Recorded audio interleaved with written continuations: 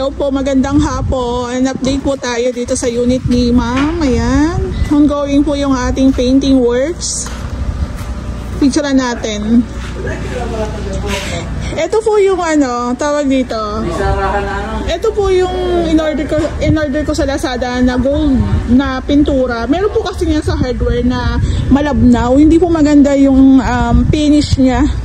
So, sa Lazada lang pala, diba? So, share ko po yan sa inyo once na upload ko po tong video ko. Ayan. So, ang ating pintura dyan is QDE po yan na white. Ang kulay po ng 1x2 is white. Tapos, yung pinaka-frame is black. Ayan po. May nawala na isa dito, oh. Ayan, oh. Ayan, oh. Kulang ka. Okay, sige. Oo. Yun, nawala yung isa doon.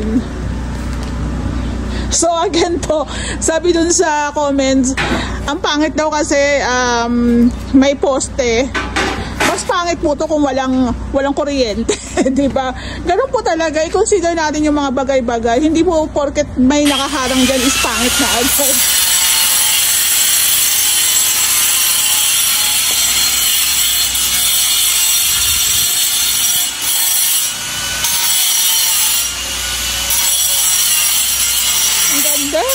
Ganyan po yung peg niya.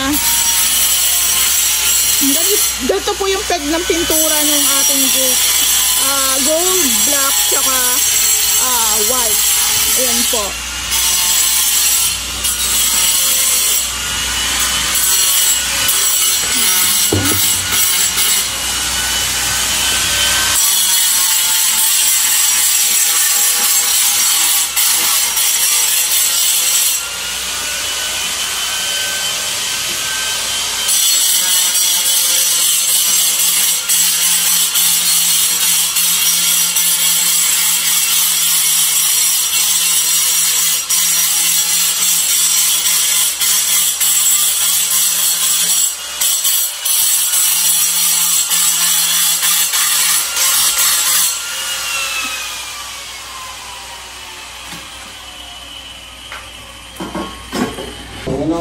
Update po tayo dito. So, bali, tinatapos na lang po ni Kuya Joan yung pag-i-install ng tiles dito. Lilipat na po siya ng phase 6. Pero meron naman po na sa tiles sa phase 6. So, bali, ito po yung ating pintura dito sa ating pintura sa ating hagdan. Ayan. Bali, same na lang po dun sa ating gate na black. Tapos, gold, then white. Maganda po siya.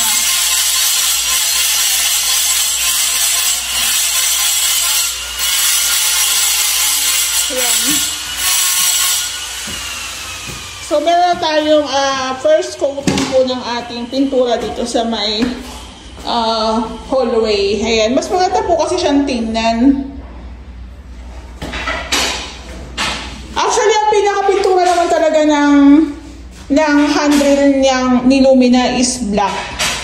Ayan po. So, kung ito po kasi, iisang kulay lang ang gagamitin natin. Parang ano lang siya. Hindi, yung design, bali wala. So, mas maganda po yung ganyan na meron tayong color combination na ilalagay. Ayan po.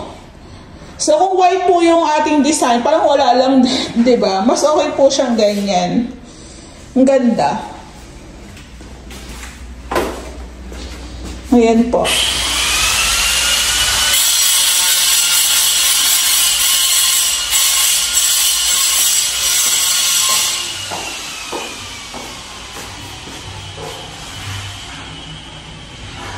So, bali, ang pinakakulang na lang po dito is the touching tsaka yung iba pong mga accessories na i-install natin.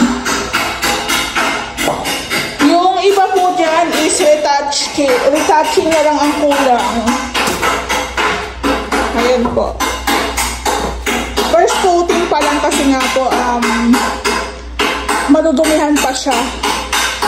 Yung cabinet nga po pala, hindi pa namin siya maumpisahan gawa ng hindi pa kami tapos sa phase 3. Ang table po kasi namin is isa lang. Pag natapos po namin yung aming woodworks doon sa pastry, dito naman po namin inilipat yung table. So,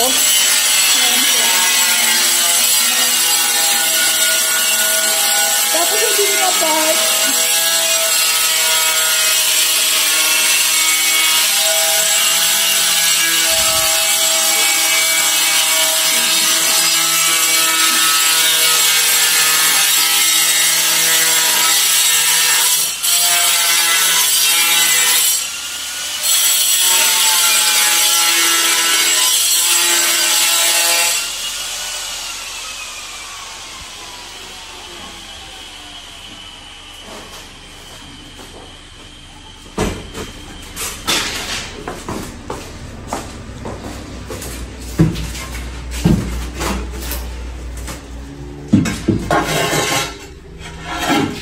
tapos ito po yung bathroom natin.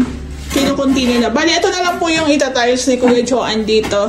Then, tapos na. Kaso, syempre, may mga sidings pa. Yan din na talaga yung mga matatrabaho dyan. So, nag-abang din po tayo para sa heater. Ayan, meron tayong outlet dyan.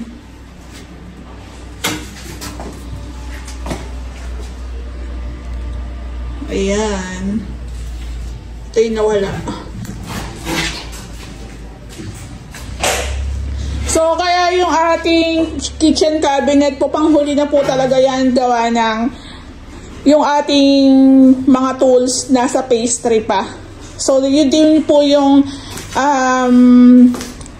hindi naman sa problema. Kumbaga, yun din po yung kaya napipending din yung gawa minsan sa dami ng trabaho. Tapos, yung mga tools is hindi naman po ganun karami. Pero madali lang naman pong ikasa yung ating cabinet. Maliit lang naman po itong ating kitchen area. Ayan po.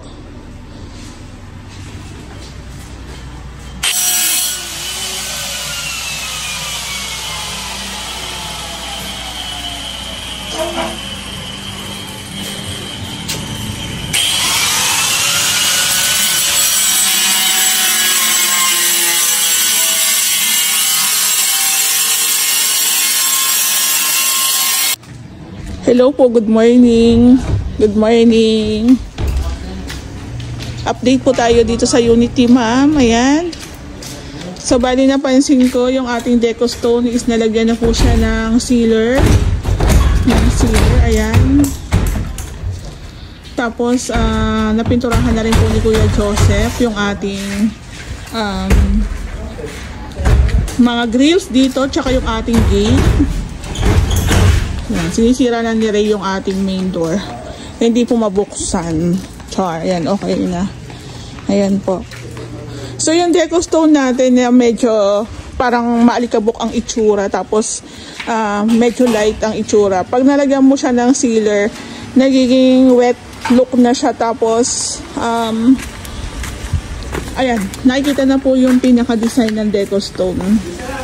Ganda. Tapos, ayan nga po, yung moldura ni Sir is white na lang. Ayan, okay din. Mas preferred namin ni Kuya Joseph ang kulay puti. Ayan po. So, ang ganda. Ayan. Ayan po siya. Ayan. Ang ganda na. Oy, tawagin mo yung dalawa noon. Pagkakakit ko nyo yung kakao.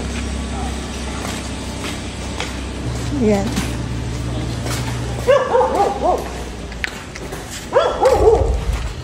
So, bali, ito na po yung kulang na tiles. Ito po yung kulang na tiles. In-order ko lang po siya via Lalambud. Ayan. 75 pesos yung delivery charge. 3 piraso po yan. Ayan.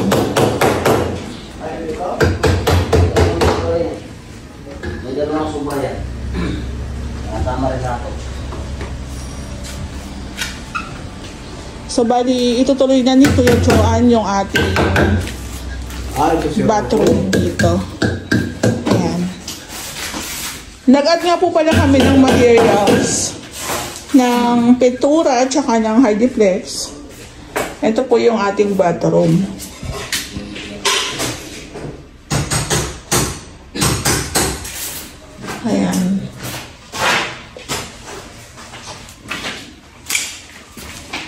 Yung ating yung ating cove ceiling, natakpan na rin po ito. Mamasilyan.